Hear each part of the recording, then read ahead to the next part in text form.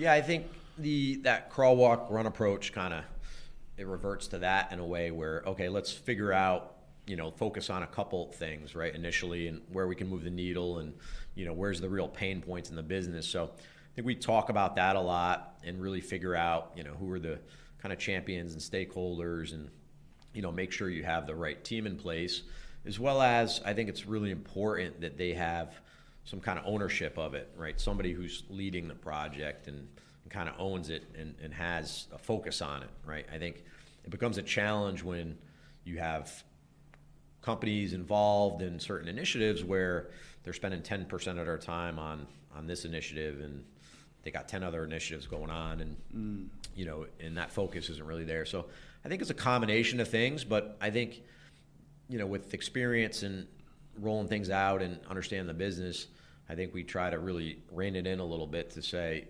let's focus on these couple things.